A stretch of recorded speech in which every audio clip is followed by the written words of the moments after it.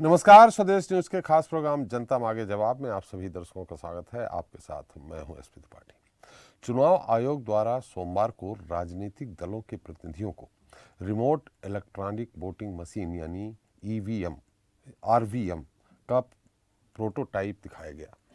आयोग ने अपने घर से दूर रहने वाले वोटर्स के लिए बनाए गए इस सिस्टम के डेमोन्स्ट्रेशन के लिए मान्यता प्राप्त 8 राष्ट्रीय दलों और 57 क्षेत्रीय दलों को बुलाया था। हालांकि कांग्रेस समेत कई विपक्षी दलों ने आरवीएम सिस्टम लाने की कोशिशों का विरोध किया है। बैठक में आरवीएम के डेमोन्स्ट्रेशन के दौरान चुनाव आयोग की टेक्निकल एक्सपर्ट कमेटी के सदस्य भी मौजूद रहे। इस दौरान आयोग का कहना है कि रिमोट इलेक्ट्रॉनिक वोटिंग मशीन की मदद से अपने घर से दूर अन्य शहर या राज्य में रहने वाले वोटर विधानसभा और लोकसभा चुनाव में वोट डाल सकेंगे। उधर डेमोन्स्ट्रेशन से पहले कांग्रेस ने इस प्रपोजल पर चर्चा के लिए सर्वदलीय बैठक बुलाई थी। दिग्विजय सिंह की अध्यक्षता में हुई इस मीटिंग में जेडीयू, शिवसेना, उद्धव गुट, नेशनल कॉन्फ्रेंस, माकपा, झारखंड मुक्ति मोर्चा, राष्ट्रीय जनता दल, पीडीपी, वीसीके, राष्ट्रीय कांग्रेस पार्टी समेत 16 दल शामिल हुए और सभी ने आरवीएम पर कांग्रेस के विरोध का समर्थन किया। वहीं बैठक के बाद दिग्विजय सिंह ने कहा था कि आरवीएम सिस्टम अभी बहुत अधूरा है, इसमें भारी राजनीतिक समस्याएं हैं, प्रवासी श्रमिकों की परिभाषा और संख्या भी साफ नहीं है। ऐसे में हम आरवीएम का समर्थन नहीं करते, जबकि भाजपा और उसके समर्थक दल आरवीएम का समर्थन कर रहे हैं। वहीं बसपा सुप्रीमो मायावती ने रविवार को ईवीएम को लेकर एक बार फिर सवाल खड़े किए और मतपत्रों से चुनाव कराने की मांग की। मायावती का कहना है कि देश में ईवीएम के जरिए चुनाव को लेकर जनता में आशंकाएं व्याप्त हैं और उन्हें खत्म करने के लिए बेहतर यही होगा कि अब आगे से छोटे बड़े सभी चुनाव पहले की तरह मतपत्रों से ही कराए जाएं। वहीं चुनाव में वोटिंग प्रतिशत की बात की जाए तो भारत में आज भी बड़ी संख्या में मतदाता वोटिंग नहीं कर पाते, जिसके कारणों को चुनाव आयोग ने जानने की कोशिश की। चुनाव आयोग के मुताबिक लोगों के वोट न देने के 3 बड़े कारण सामने आए, जिनमें प्रवासी नागरिकों का शहर से दूर रहना भी शामिल है। दरअसल बड़ी संख्या में ऐसे लोग हैं जो मताधिकार का इस्तेमाल करना चाहते हैं, लेकिन बाहर रहने की वजह से वोट देने से वंचित रह जाते हैं। ऐसे में चुनाव आयोग का मानना है कि आरवीएम से वोट प्रतिशत बढ़ेगा। हालांकि अभी से जिस तरह सियासी दलों ने आरवीएम को लेकर हो हल्ला मचाना शुरू कर दिया है, ऐसे में आरवीएम का जनता इस्तेमाल कर पाए या नहीं, लेकिन राजनीतिक दलों के बीच आरवीएम को लेकर जंग जरूर छिड़ गई।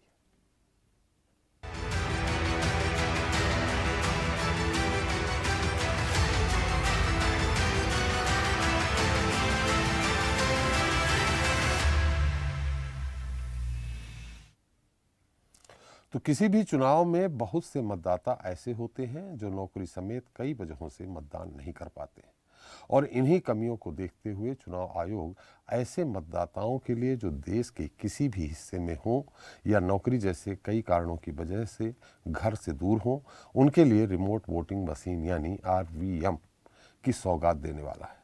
और इसी क्रम में चुनाव आयोग ने आज देश के राष्ट्रीय और क्षेत्रीय राजनीतिक दलों के सामने रिमोट वोटिंग मशीन यानी आरवीएम का डेमोन्स्ट्रेशन किया। चुनाव आयोग ने राजनीतिक पार्टियों से आरवीएम पर 31 जनवरी तक अपने विचार लिखित में देने की मांग की है। हालांकि कई सियासी दलों ने ईवीएम की तरह ही आरवीएम पर सवाल खड़े करना शुरू कर दिया है, जबकि सत्ता में बैठी बीजेपी सरकार ने चुनाव आयोग के इस फैसले का समर्थन किया है। बहरहाल इस मुद्दे पर चर्चा करेंगे, लेकिन उसके पहले देख लेते हैं हमारी खास रिपोर्ट। घरेलू प्रवासी मतदाताओं को रिमोट वोटिंग का अधिकार देने चुनाव आयोग के प्रस्ताव के विरोध में विपक्षी दलों के बीच गोलबंदी शुरू हो गई है।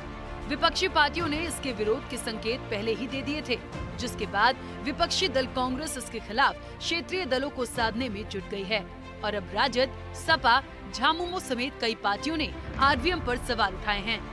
वहीं चुनाव आयोग ने सत्ता में बैठी सरकार और कुछ अन्य पार्टियों के समर्थन के साथ रिमोट इलेक्ट्रॉनिक वोटिंग मशीन के प्रोटोटाइप का डेमोन्स्ट्रेशन किया है। विभिन्न विपक्षी दलों ने रिमोट इलेक्ट्रॉनिक वोटिंग मशीन पर चुनाव आयोग के प्रस्ताव का विरोध करने का फैसला किया है। कांग्रेस के वरिष्ठ नेता दिग्विजय सिंह ने रविवार को कहा था कि ये ठोस प्रस्ताव नहीं है, बल्कि एक ढांचा है। उन्होंने ये टिप्पणी कांग्रेस द्वारा आयोजित विपक्षी दलों की बैठक के बाद की। बैठक में जनता दल, शिवसेना, उद्धव गुट, भारतीय communist party, national conference, Jharkhand Mukti Morcha, peoples democratic party, VCK समेत कई पार्टियों ने इसमें हिस्सा लिया और कांग्रेस के विरोध का समर्थन किया है। इसके अलावा रविवार को ही बसपा सुप्रीमो मायावती ने न केवल RVM बल्कि EVM पर सवाल उठाए और कहा कि EVM के जरिए चुनाव को लेकर पहले ही जनता में आशंकाएं हैं और इन्हें खत्म करने के लिए बेहतर यही होगा कि अब सभी चुनाव पहले की तरह मतपत्रों से ही कराए जाएं। ये डेमो तो तब देखें जबकि आवश्यक हो। अभी तो इसमें सहमति नहीं है कि RVM का उपयोग करना है कि नहीं करना है।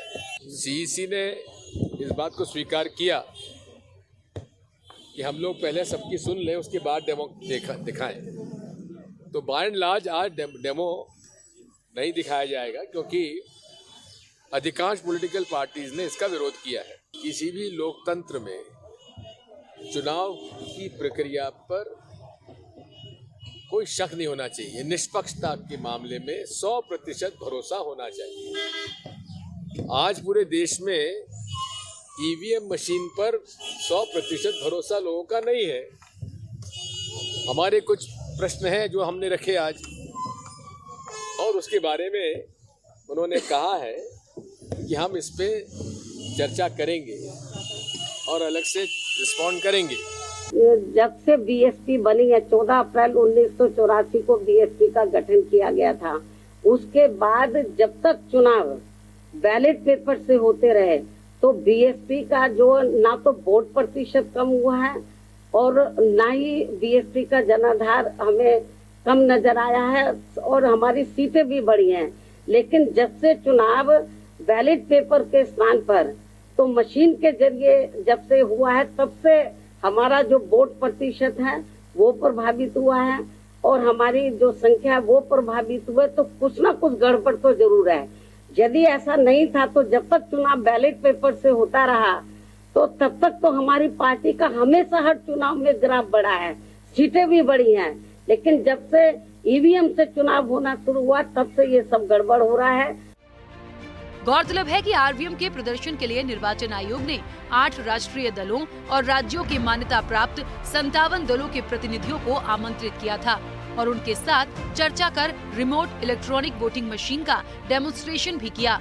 केंद्र सरकार और कुछ अन्य BJP समर्थित पार्टियों की सहमति के साथ RVM का सोमवार को डेमोन्स्ट्रेशन किया गया और RVM के उपयोग की अनुमति देने के लिए कानून में आवश्यक बदलाव जैसे मुद्दों पर जनवरी के अंत तक राजनीतिक दलों को अपने विचार लिखित रूप में देने की मांग निर्वाचन आयोग ने की है। दरअसल देश में एक तबका ऐसा भी है जो अपने मत का प्रयोग तो करना चाहता है लेकिन दूसरे शहर में रहने की वजह से इससे वंचित रह जाते हैं। ऐसे में चुनाव आयोग का मानना है कि RVM से वोट प्रतिशत बढ़ेगा।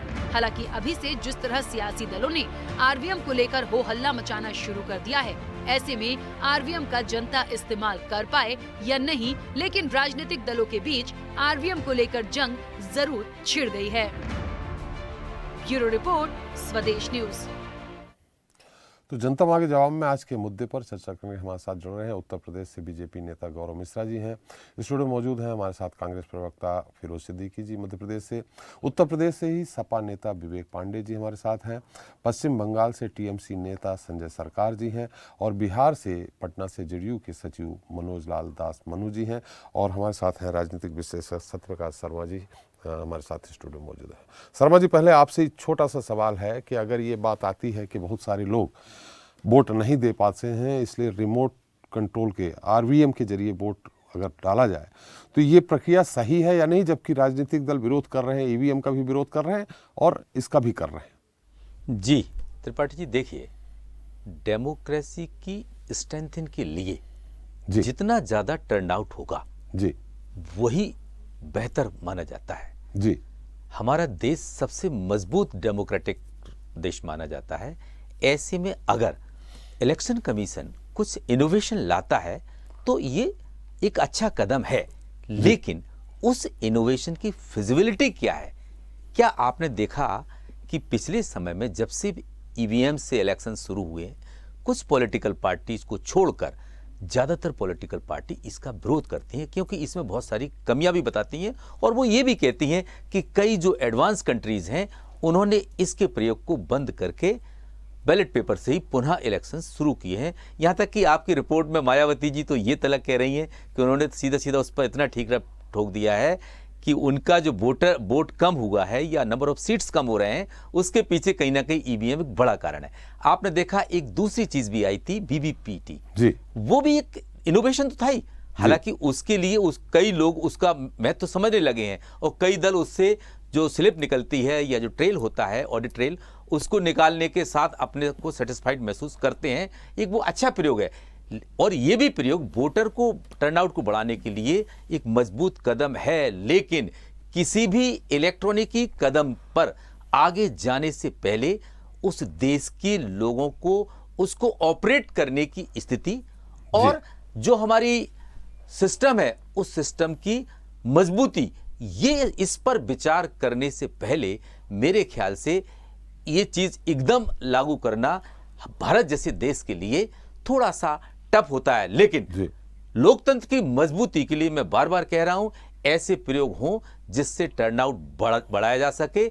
और कुछ पार्टी जैसे कांग्रेस है, आप देख रहे हैं कांग्रेस की जिसके कन्वीनर आज की जो मीटिंग के थे दिग्विजय सिंह जी, उन्होंने साफ ये शुरू से ही वो कह रहे हैं ईवीएम का विरोध करने में सबसे ज्यादा मुखर अगर माने जाते हैं तो वही माने जाते हैं और उसके वो कई सारे उदाहरण भी देते हैं देशों के कि इसके में क्या कमियां हैं।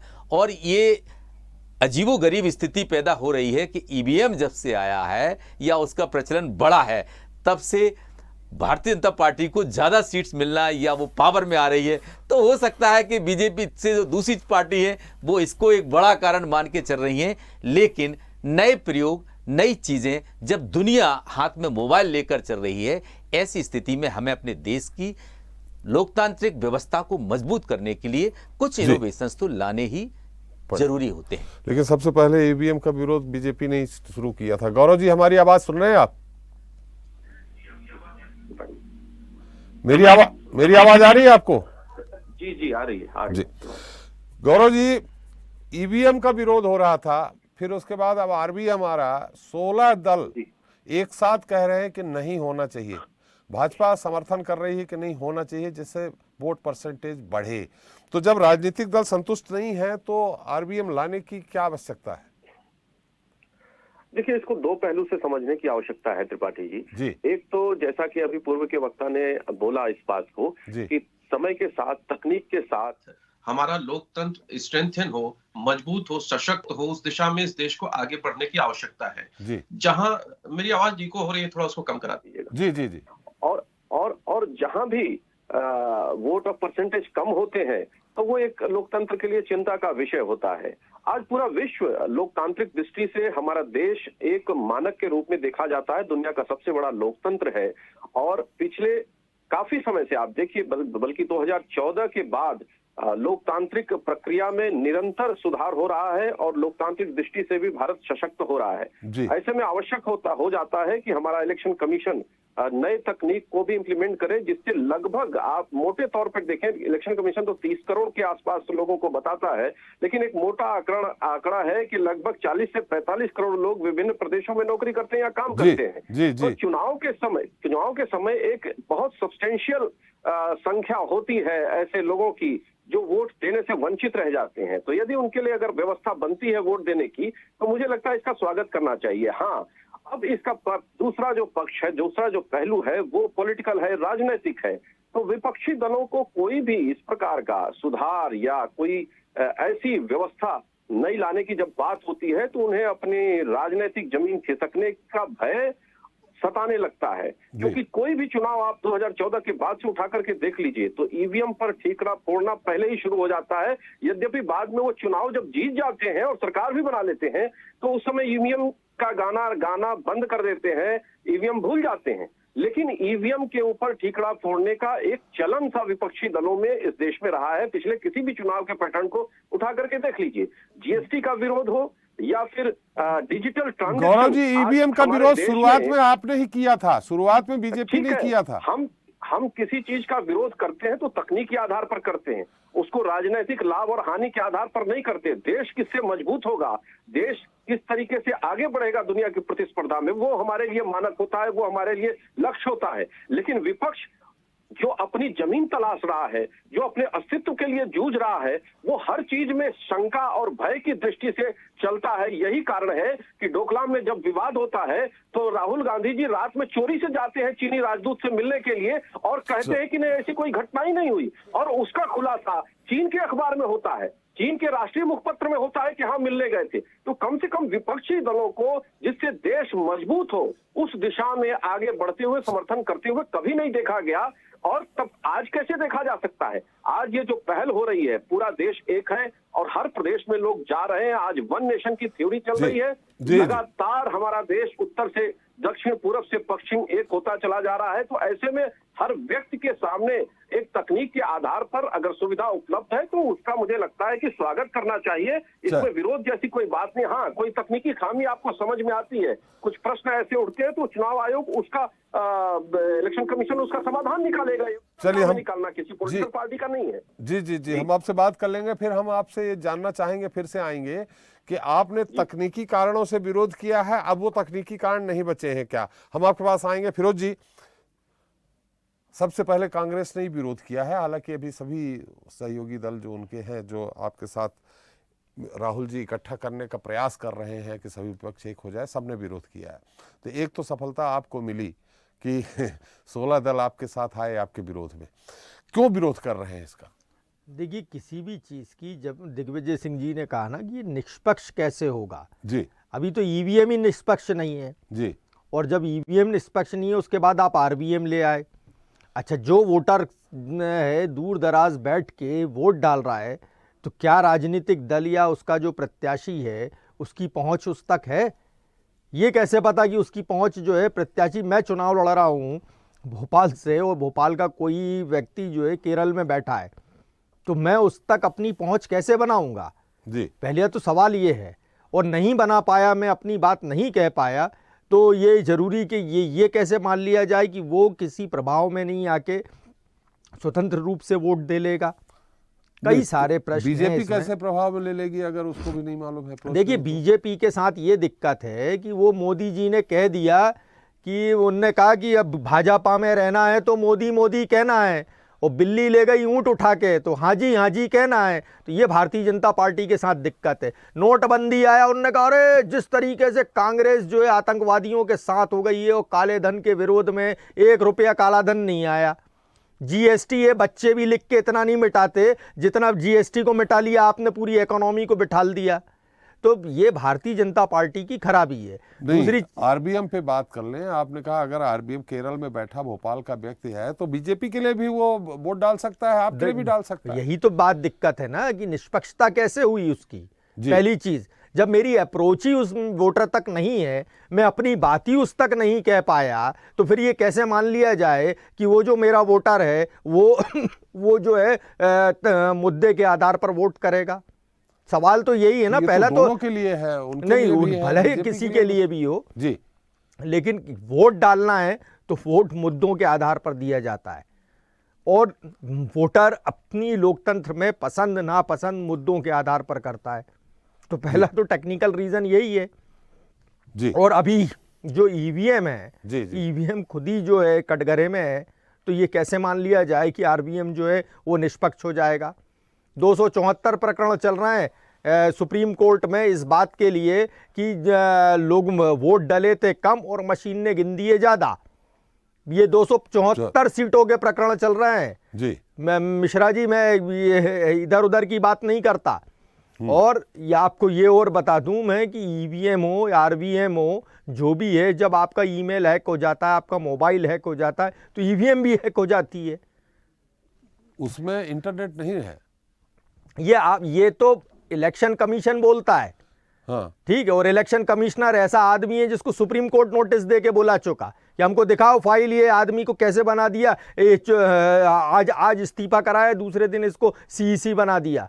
तो वो उसकी खुद की भी निष्पक्षता नहीं है। आज ये स्थिति है, ये देश में पहली बार हुआ है कि जो सीईसी है उसकी फाइल जो है सुप्रीम कोर्ट में रखी है कि अभी ये देखना है या सुप्रीम कोर्ट को कि ये इस आदमी को सीईसी रहने दिया जाए अथवा नहीं रहने दिया जाए। उन मापदंडों का तो आपने पालन नहीं किया। सुप्रीम कोर्ट में भाग भाग के सरकार जो है पेशियां बढ़ा बढ़ा के परेशान है। तो ये स्थिति जब अब अगर सरकार देश में रहेंगी, कोई भी, इससे पहले भी इलेक्शन कमीशन ने कई सारे बदलाव किए, कभी ऐसे विवाद नहीं होते थे। ये इन्हीं की सरकारों में विवाद होते हैं, क्योंकि ये जो है एक तरफ जाके चिल्लाते हैं, किसी की बात सुनते नहीं है। और मोदी जी ने जो कह दिया वो इनकी पत्थर की लकीर है, चाहे मोदी जी कुछ भी कह दें। आप लोगों को इस बात का डर है कि पार्टी लेवल पे आदमी वोट डाल देगा, आप व्यक्तिगत तौर पे आप लोग उनसे संपर्क नहीं कर पाएंगे, तो पार्टी लेवल में बीजेपी जीत जाएगी? देखिए, बीजेपी हो या कोई भी हो, हम लोकतंत्र के हिसाब से बात को सोचते हैं। बीजेपी के जीतने हारने का कोई, बीजेपी जो है वो अमर और अजय नहीं है। ये आबे हयात पी के नहीं आए कि ये अमर ही रहेंगे, ऐसा नहीं है। लेकिन कोई भी लोकतंत्र में, जो दिग्विजय सिंह जी ने बात कही कि निष्पक्षता जो है वो प्रमाणित होनी चाहिए पहले, तो पहले निष्पक्षता प्रमाणित करिए, बाद में हम आरबीएम की बात करेंगे। चलिए संजय सरकार जी से जान लेते हैं। सरकार जी, मेरी आवाज आ रही है आपके पास? जी जी जी, गुड इवनिंग। अभी फिरोज जी ने कहा, गुड इवनिंग सर, फिरोज जी ने अभी कहा कि निष्पक्षता ही नहीं है, अभी ईवीएम ही अभी निष्पक्ष नहीं है, तो आरबीएम कहां से आएगी? टीएमसी का क्या स्टैंड है? हालांकि आप लोग शायद शरीक हुए थे कल की मीटिंग में दिग्विजय सिंह जी के यहाँ। नहीं, देखिए एक चीज बताता है, भारतीय जनता पार्टी पहले ईवीएम के विरोध किया है जी। विरोध किया तो उसको एक सांसद ने बोला था ये आराम से हैक होता है, ठीक है। भारतीय जनता पार्टी को स्मृति ईरानी और मोदी जी ने बोला गरीब को जीना चाहिए कि नहीं, गरीब जिंदा रहे कि नहीं। गैस के सिलेंडर के लेकर स्मृति ईरानी जी कंधों पे स्थिति दी, गैस को सिलेंडर कम से कम 1200 रुपए का कीमत आज के तारीख में हो चुके जी। मैं आपको बता, अच्छा आपको ईमेल हैक हो जाता है, आपको ईमेल में कोई कब्जा कर लेता है, ठीक है। आपको ट्विटर कोई हैक कर, आपको फेसबुक कोई हैक कर लेता है, आपको बैंक अकाउंट से भी पैसा चला जाता है। तो इलेक्ट्रॉनिक्स मशीन है ना, ईवीएम का मतलब इलेक्ट्रॉनिक्स वोटर मशीन, ठीक है। और यहाँ पर फिर आरबीएम लेके, आरबीएम के मतलब क्या था, आप बोल रहे हैं remote voter machine. Remote voter machine rigid bogus mysterious है, ये आपको पता, रिजेड बोगस मिस्टीरियस है। मैं आपको बता रही, इसको मशीन का मतलब ये है। और भारतीय जनता पार्टी, आपको मालूम है इलेक्ट्रॉनिक्स में गुड्स में कभी भी आप हैक कर सकते हैं, कि आपको चैनल के अंदर बूट के आप ही को मुंह से हम बात करा देंगे जी। ऐसे भी तो हुआ है, नहीं हुआ ऐसे बात नहीं है। इलेक्ट्रॉनिक्स मशीन में कुछ भी हो सकता है। और सबसे बड़ा बात है डेमोक्रेटिक की जो बात बोल रहे थे, मैं अभी जो मेरे भाई साहब बोल रहे थे, अमेरिका में सबसे बड़ा डेमोक्रेटिक वहां पर अगर बना जाता, वहां पर भी आपको मालूम है किससे वोट होता है, बैलेट में वोट होता है। जिस दिन बैलेट में वोट हो जाएंगे, भारतीय जनता पार्टी को सोच लीजिएगा, ये 30 सीट मिलना बहुत मुश्किल बात हो जाएंगे हिंदुस्तान में। 30 सीट मिल नहीं पाएंगे, आपको मैं बता रहे हैं। और सबसे बड़ा बात है, हर मतलब डेमोक्रेटिक जो कंट्री होता है, तो वहां पर सरकार साहब 2014 में जब भारतीय जनता पार्टी सरकार केंद्र में आई, तो उस दौरान तो यूपीए सरकार थी, तो फिर इन लोगों ने कहां से प्रभाव बना लिया, कहां से हैक करा लिया और अपनी सीटें ले आए, 293 सीटें लेकर के आ गए थे। सुनिए, एक चीज आपको बताते हैं, जो कांग्रेस का गवर्नमेंट जो सरकार थे, AK एंटोनी जी जब मतलब जो आपको मतलब ये मिनिस्टर थे, तो उस समय क्या हुआ था, ये VK सिंह ने, आपको मैं बता, आगरा कैंट से सैनिक लेके जिससे पाकिस्तान को जिस तरफ से कर रहा था, उस तरफ से सिचुएशन बनाने की कोशिश किए थे। मैं आपको हकीकत बता रहा हूँ, आज का ये मेरे पास प्रूफ भी है। और ये VK सिंह को ये मिनिस्ट्री में सापट को लिए। अच्छा ये बोलते नोटबंदी होता है तो आतंकी चला जाता है, आतंकी खत्म। अच्छा अगर आतंकी खत्म हो जाए तो तालिब होसन शेख जैसा आतंकी, तालिब होसन शेख जैसा आतंकी, हाँ तालिब होसन शेख जैसा आतंकी कैसे आपको, तालिब होसन शेख जैसा आतंकी अमित शाह को पीछे कैसे खड़ा हो जाता है? आप बताइए, आप बताइए। तालिब होसन शेख जैसा, चलिए अभी तो आरबीएम की बात हो रही है, आरबीएम की बात नहीं, ये आतंक खत्म करते हैं। जीएसटी में आपको मैं फर्नीचर में 4% वैट थे, अभी वैट का कीमत का कितना परसेंटेज हो गया मालूम है आपको? वहां पर भी 18%। अगर आपको बेटी का शादी होगा तो उसमें भी आपको पैसा मतलब 18 लाख रुपए का सामान खरीदेंगे, 18% आपको टैक्स देके सामान खरीदने पड़ेंगे। चले नहीं, अभी तो आरबीएम और ईवीएम की बात कर लें सरकार साहब, आरबीएम और ईवीएम की बात कर लें अभी तो। नहीं, मैं वही चीज बोल रहे थे, अभी मेरे भाई बोल रहे थे ना भारतीय जनता पार्टी के, तो उसी के लिए हम आपको बता रहे हैं आज जो सिचुएशन है उसके बारे में हम अभी उसको बता रहे हैं। तो आज क्या है, जनता मतलब जे रिजेक्ट बोगस मिस्टीरियस को रिजेक्ट कर चुके हैं। और इसको कारण क्या है, तीसरे बार पावर ये आ नहीं सकते हैं, ये अपना रहे किस तरफ से ईवीएम को हैक जैसे किया है, आरबीएम को भी हैक किया जाता है। कोई मेरे को रावण भोगस मशीन है, रावण भोगस मशीन है ये, कोई अभी आप मेरे को अभी बता के किया थोड़ी देर पहले में। इसको सरकार में रहने के लिए कुछ भी ये शतरंज के खेल खेलेंगे और कुछ भी कारण। आज देश में कितना विकास हुआ है, 200 लाख करोड़ रुपया कर्जा चुके हुए हैं।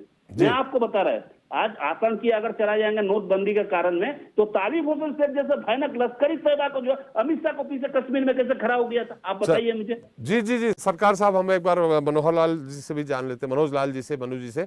मनु साहब, मेरी आवाज आ रही?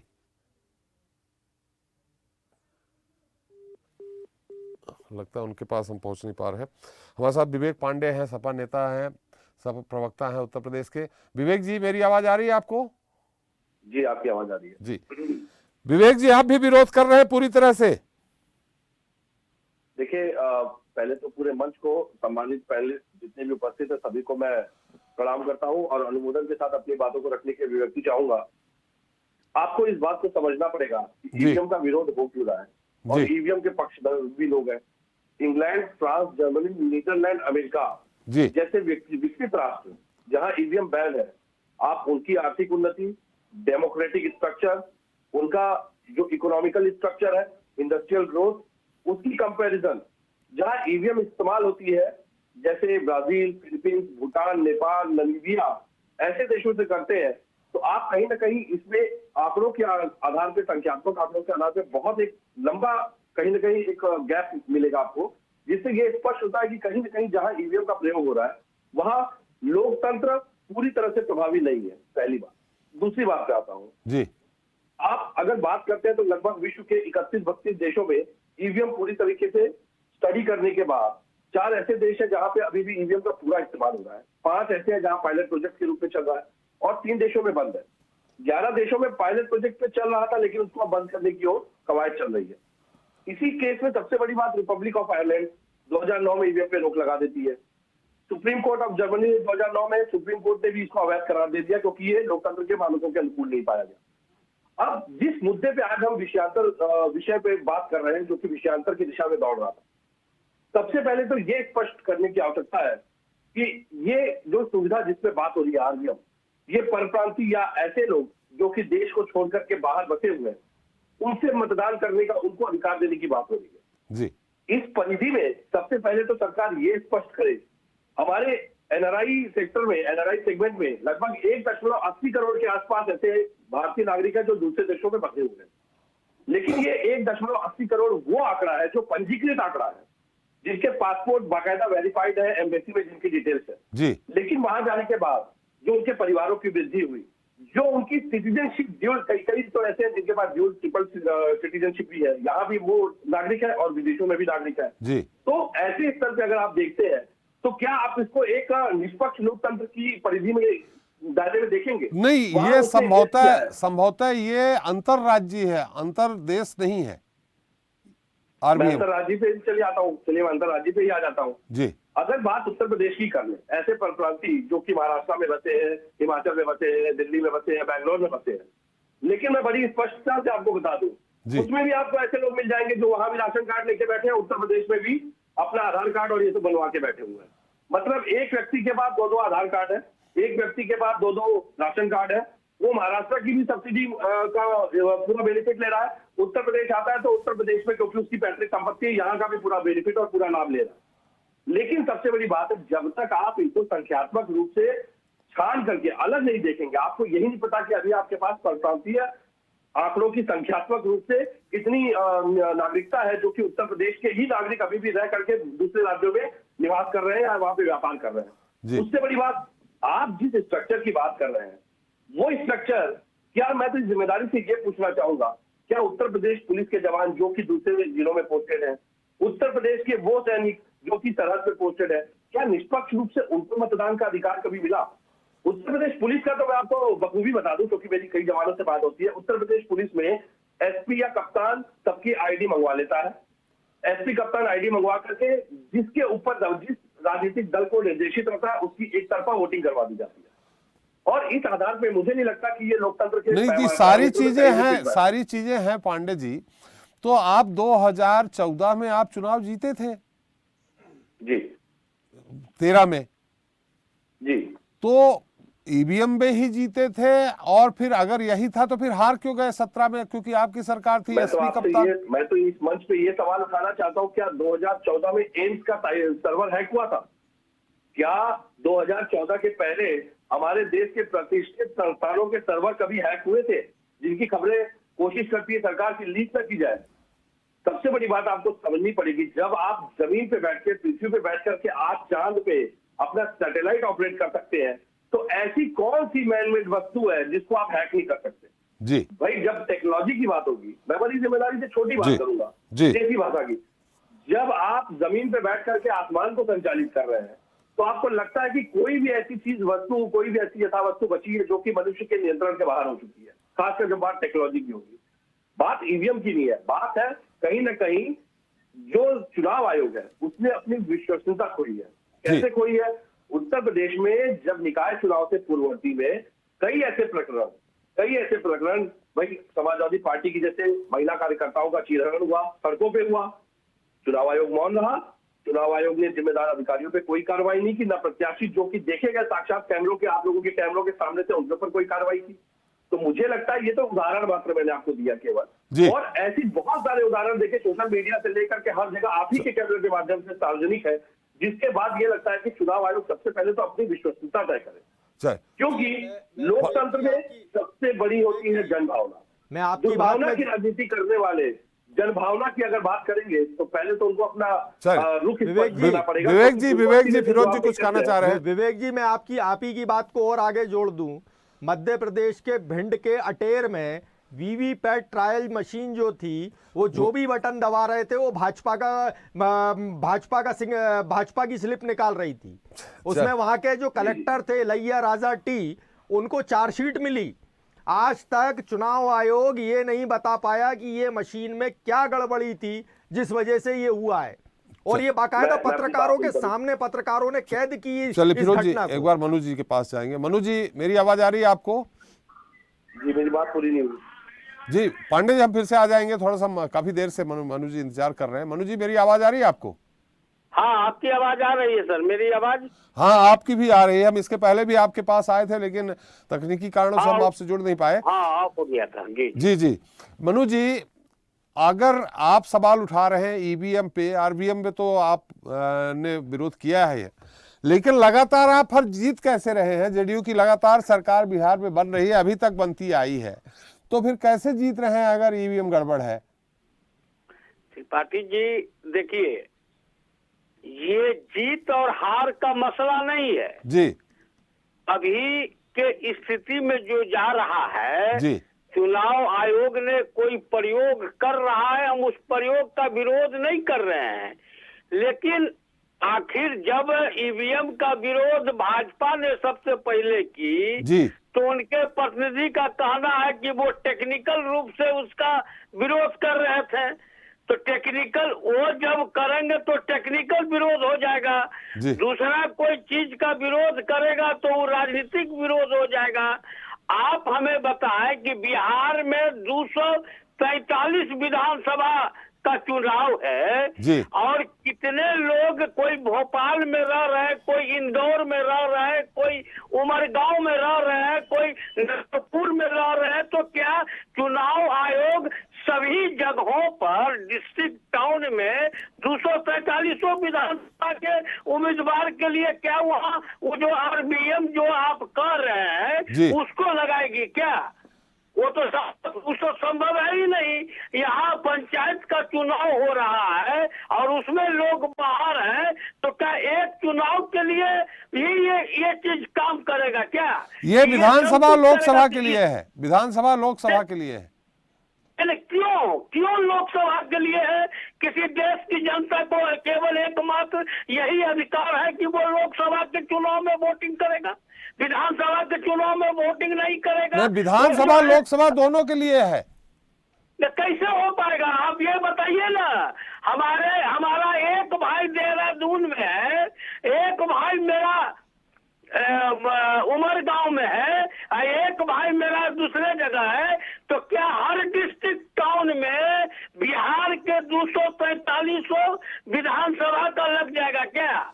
ये चुनाव आयोग का हेडक है, वो कैसे करेगा वो जाने। क्या हेडक लगे? तो उसी हेडक के बारे में तो राजनीतिक दल उनसे बात कर रहे हैं। राजनीतिक दल 31 तारीख को तो उनसे वो ले रही है, लेकिन ले रही है तो मैं आज आपके चैनल के माध्यम से मैं कह देता हूँ कि चूंकि वो ले रही है तो केवल दिखावटे के लिए ले रही है, क्योंकि चुनाव आयोग कहीं से भी निष्पक्ष नहीं है। अभी आप ही या किन्हीं ने कह रहे थे कि किसी ईवीएम मशीन पर कहीं वोट मारा जा रहा है और बीजेपी का वो निकल रहा है या किसी दल विशेष का निकल रहा है। मैं बीजेपी की बात नहीं कर रहा हूँ। आज तक उस पर चुनाव आयोग ने क्या किया? तो चुनाव आयोग को भी समझिए कि इन्हें रिजेक्टेड वोटर कहा, हम इनको रिलेटिव वोटर कर रहे हैं। ये जो है सो उस वोट को अपने के लिए यूज करे, इसी के लिए ये करना चाहते हैं। बहुत सारे लोगों का जब हम यहाँ जब पटना में जब हम चुनाव के बूथ पर जाते हैं तो बहुत लोगों का नाम नहीं रहता है। उसका क्या समस्या का समाधान है? अरे चुनाव आयोग तो इसको करे ना कि जो लोग बाहर रह रहे हैं उनको उसी जगह वोटर लिस्ट में नाम जोड़े, उनको बोले। या बहुत ज्यादा चुनाव आयोग मेहरबान है तो सारे लोग सूचना करें कि हम अमुक जगह रह रहे हैं और उनको अपने गंतव्य क्षेत्र में आने जाने का टिकट उपलब्ध करवा दे ट्रेन का, तब न एक बात बनेगी। 40 करोड़ के लगभग हैं जो पूरे देश में अपने जन्म स्थान पे न रह के दूसरी जगह नौकरी कर रहे हैं। लगभग 40 करोड़ हैं सर वही बात सही है मनु जी कि आपको ये क्या लग रहा है? जिस तरह से ईवीएम मशीन में कहीं मारते थे तो किसी विशेष दल का निकलता था और आरबीएम मशीन में मारेंगे तो किसी दल का निकलेगा, तो उसका क्या कहा जा सकता है? तो इसीलिए जब राजनीतिक दल विरोध कर रहे हैं तो चुनाव आयोग को भी समझना चाहिए किसी विशेष दल के हित में कोई कार्य नहीं करना चाहिए। और मुझे तो लगता है कि 31 जनवरी तक ये सब केवल दिखावटी उन्होंने कहा है कि लिख के दीजिए और ये तय कर देगी। इसमें हमें कहीं दो मत नहीं लग रहा है। चुनाव आयोग ये जरूर कर देगी। जी जी जी जी जी पांडे जी कुछ कहना चाह रहे हैं? फिर हम एक बार फिर जाएंगे मिश्रा जी के पास। जी पांडे जी। देखिए, मैं पूरी बातों में मुद्दों से न भटकते हुए मैं पूरी बातों में सबसे बड़ा सवाल पहले ये उठाना चाहूंगा कि उत्तर प्रदेश में जब बात वोटिंग की आती है, बात सुधार की आती है, चाहे किसी भी मतलब चुनाव आयोग की बात करते हैं राष्ट्रीय स्तर पे, क्या राष्ट्रीय स्तर पे चुनाव आयोग ये बता सकता है कि अनाथ आश्रम में 18 साल से बड़े कितने बच्चे वोट करते हैं? वृद्धाश्रम में रहने वाले कितने मजबूर वयोवृद्ध लोगों के लिए वोट की व्यवस्था की जाती है? नेत्रहीन पुनर्स्थापित लोग जो कि दूसरे प्रांतों से आकर के, आदिवासी समाज से आकर के कहीं बताए गए हैं, उनमें कितने लोगों का वोटर आईडी बना हुआ है? सबसे बड़ी बात मैं आपको बता दूं, उत्तर प्रदेश का एक एग्जाम्पल सेट कर देता हूँ। 5 सेंट्रल जेल, 62 डिस्ट्रिक्ट जेल, जिसमें कि 1,10,000 या 15,000 से ज्यादा निरुद्ध कैदी ऐसे जो कि 80% कन्विक्शन नहीं है जिनके ऊपर, जिनपे कोई आरोप तय नहीं है, जिनपे केवल ट्रायल चल रहा है। वही पीपल रिप्रेजेंटेशन एक्ट के अनुसार 62(5) में आप जेल में रहकर चुनाव तो लड़ सकते हैं, लेकिन ये वो कैदी हैं जिनको कैद से इसलिए करके रखा गया है जिनकी या तो पैरवी नहीं हो रही या जिनके ऊपर कोई अपराध साबित नहीं है, लेकिन ट्रायल चल रहे हैं। क्या आप इनके मूलभूत मतदान के अधिकार की इसका हनन नहीं कर रहे? उनको नहीं मार रहे हैं? क्या आपको लगता है कि उत्तर प्रदेश या किसी भी राज्य में भारत के, अगर इस आंकड़ों को राष्ट्रीय परिप्रेक्ष्य में देखा जाए कि चुनाव निष्पक्ष होते हैं? चुनाव आयोग केवल एक राष्ट्रीय दल की मानसिकता से या स्वैच्छिक मानसिकता से ही काम करेगा। भाई लोकतंत्र का मतलब ये क्या 2014 के बाद से एक दल की मानसिकता पे काम कर रहा? 2014 के बाद से एक दल की मानसिकता पे काम कर रहा? मैं तो बड़ी जिम्मेदारी से ये सवाल उठा रहा हूँ कि विपक्ष के कार्यकर्ताओं या विपक्ष के लोगों के साथ जब किसी भी तरह का रंजिशन रवैया, पूर्वाग्रह से ग्रसित मानसिकता से चुनाव के समय भी कार्रवाई की जाती है, तब चुनाव आयोग कहाँ रहता है? भाई जब समाजवादी पार्टी की कार्यकर्ताओं का चीरहरण सड़क पे हो रहा था, चुनाव आयोग ने क्या संज्ञान लिया था? किस पे कार्रवाई की थी?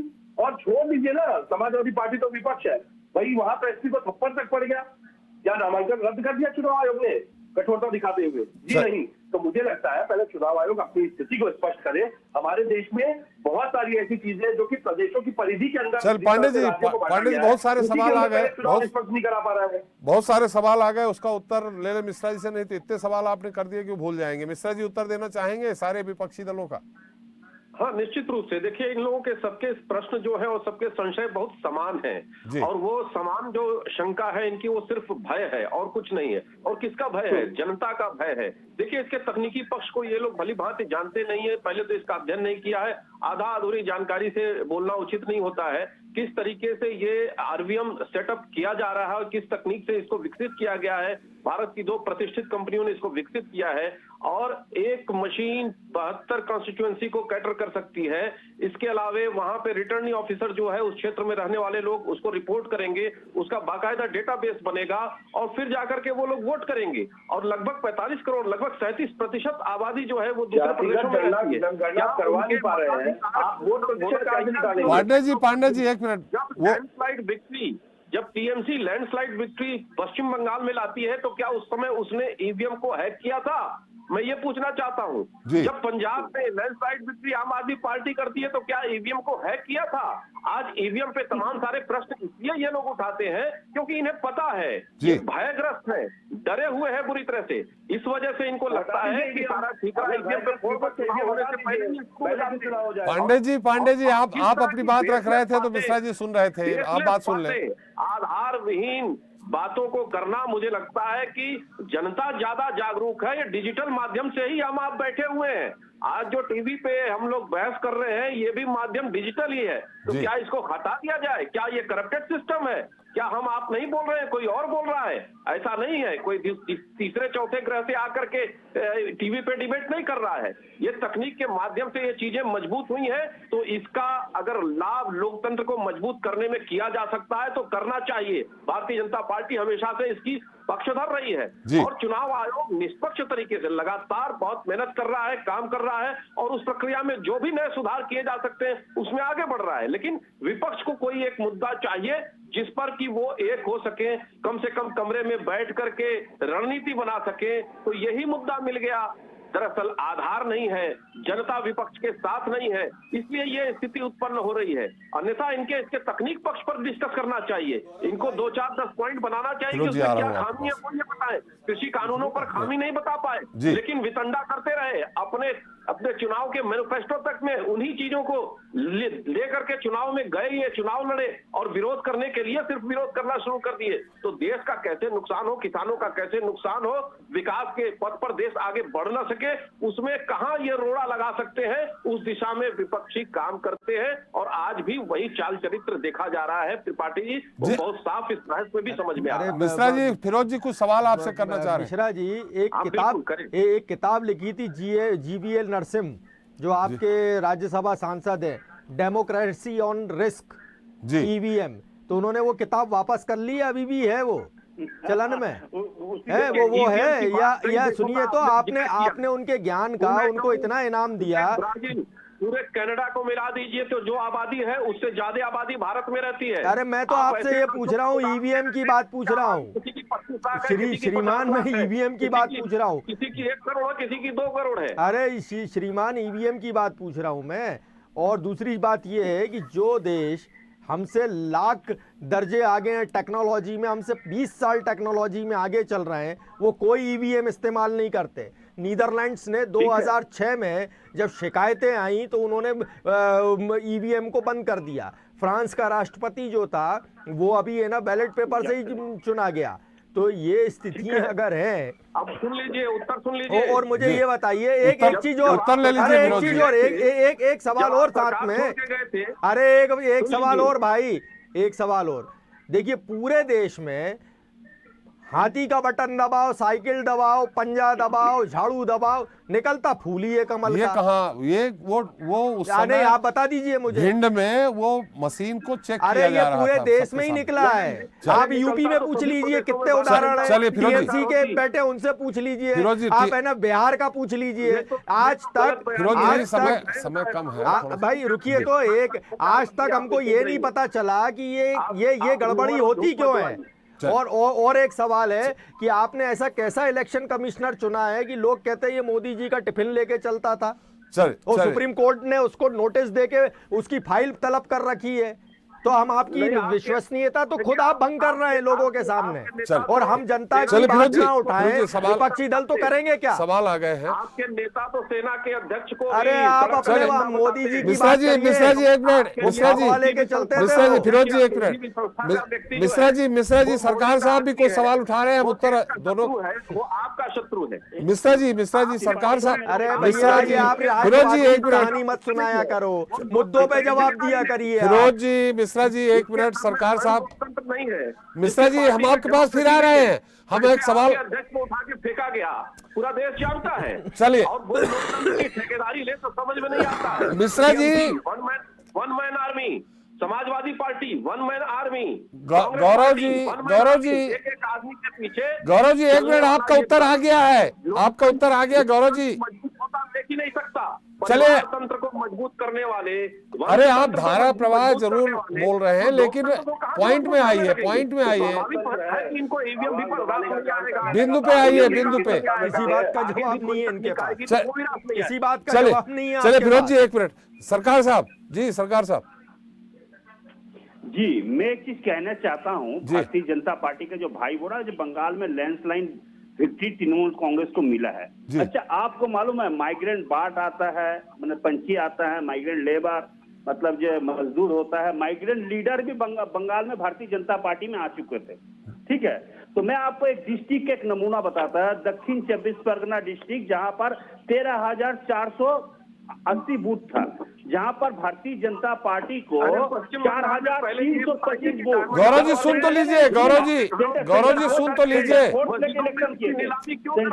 अरे गौरव जी सुन तो लीजिए, अपने समय में बोलिएगा। 4,385 वोट में भारतीय जनता, अरे गौरव जी सुन तो लीजिए, वो आंकड़े दे रहे हैं।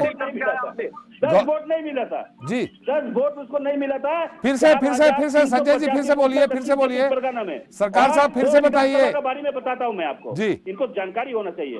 एक विधानसभा ये आपको बताता हूं, जहां पर कैनिंग में है, जहां पर 133 बूथ में भारतीय जनता पार्टी को 0 वोट मिला था।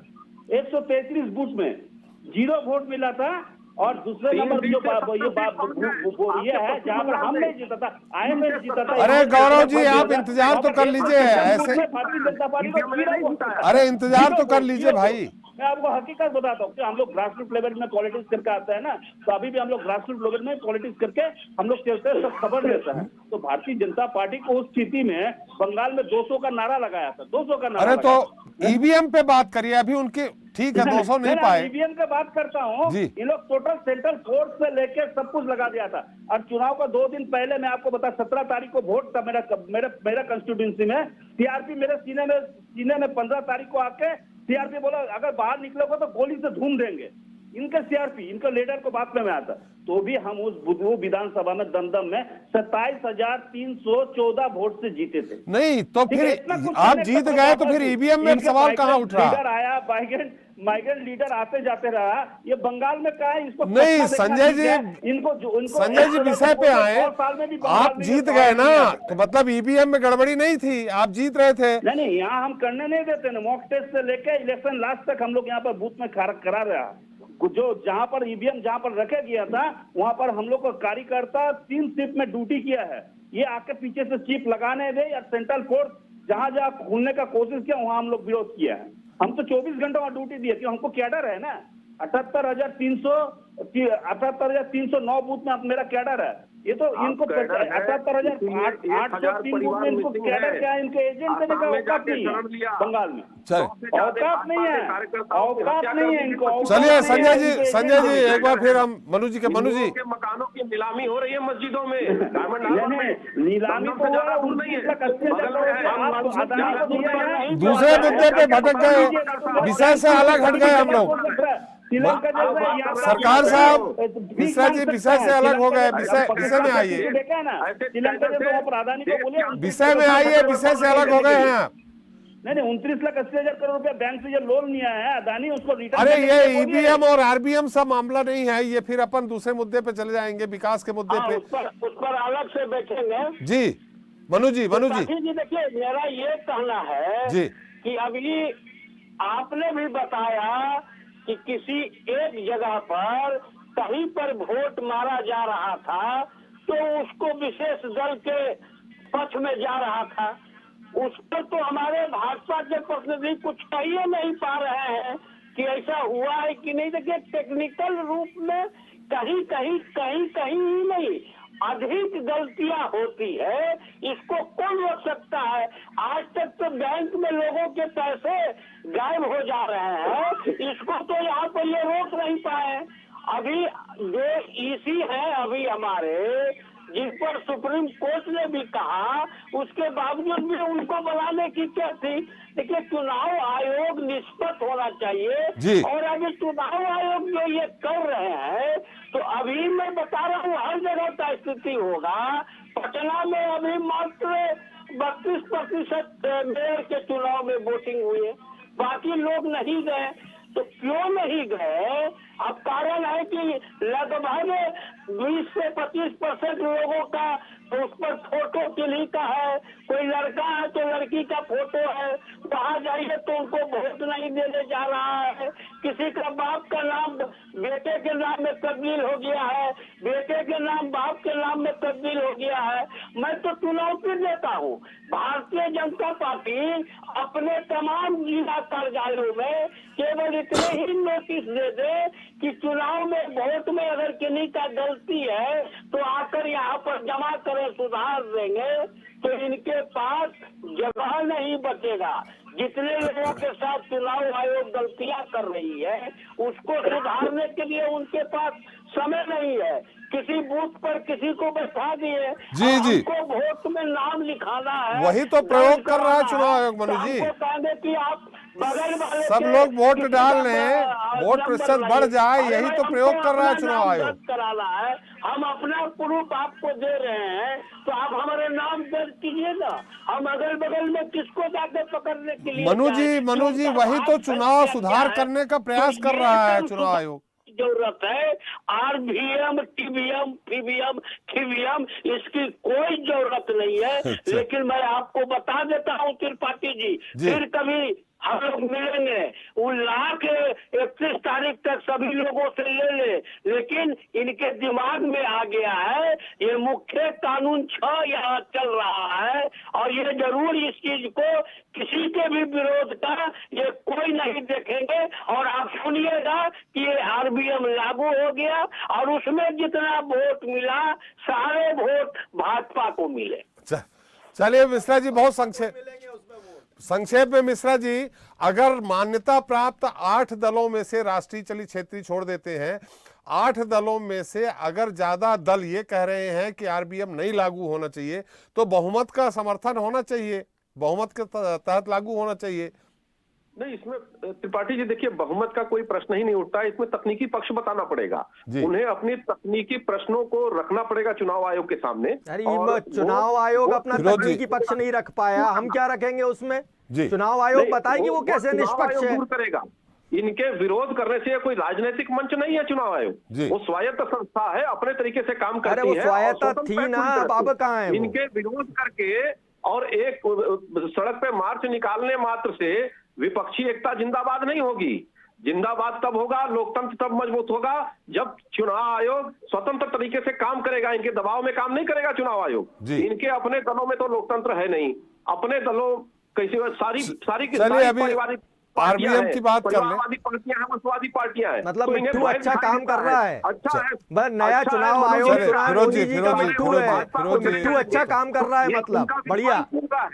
ये उनका विश्वास बोल रहा है कि जनता भाजपा के साथ है और जनता भाजपा को वोट करेगी। आपके कारगुजारी बता रही है कि आपके नीचे से जमीन निकल गई बीच में नहीं, आने वाले चुनावों में जी आपकी कारगुजारी बता रही है कि आपकी जमीन नीचे से निकल गई। चलिए चुनाव आयुक्त भी आप ही का अपना आदमी और टिफिन वाला। चलिए आप खुशफहमी में बने रहिए। अरे सुप्रीम कोर्ट जिसके ऊपर सुप्रीम कोर्ट ने जिसकी निष्पक्षता पर सवाल उठा दिया उसको तो इस्तीफा देना चाहिए। इनके बोले हुए हैं क्या? ये न बताए कि वो बोले हुए हैं कि नहीं बोले हुए हैं। इनको कहिए ना कि बताएंगे, हम लोग को नहीं जानकारी है, हमारे साथी झूठ बोल रहे हैं। ये बताए ना कि इनके इलेक्शन कमीशन जो इनके टिफिन ढोने वाले हैं उन पर कोई सुप्रीम कोर्ट ने कुछ बोला है क्या? ये इनसे पूछिए, इस बात को इनको कहिए कि ये बोलेंगे कि कुछ बोला है कि नहीं बोला है। जहाँ पर एक दल को वोट निकल रहा था वह गलत है, आप सारे प्रेस वाले गलत है, जो है यही सही है। चलिए मनु जी समय समाप्त हो गया मेरा। बहुत बहुत धन्यवाद आपका हमारे साथ चर्चा में शरीक हुए। फिरोज जी आपका, मिश्रा जी आपका, सरकार साहब आपका और पांडे जी आपका हमारे साथ चर्चा में शरीक हुए और अपना अमूल्य समय दिया आपने। तो घरेलू प्रवासी मतदाताओं को रिमोट वोटिंग का अधिकार देने के लिए चुनाव आयोग के प्रस्ताव के विरोध में विपक्षी दलों के बीच गोलबंदी शुरू हो गई है और डेमोन्स्ट्रेशन के साथ ही कांग्रेस समेत 16 विपक्षी पार्टियों ने आरबीएम का विरोध भी शुरू कर दिया है। यह बहस कब तक और कहां तक चलेगी यह तो नहीं कहा जा सकता, लेकिन 2023 में होने वाले विधानसभा चुनाव और 2024 में होने वाले लोकसभा चुनाव से पहले आरबीएम का डेमोन्स्ट्रेशन और विपक्षी पार्टियों के विरोध के बीच उसे लागू करना एक प्रमुख मुद्दा होगा। जनता मांगे जवाब इतना ही। नमस्कार।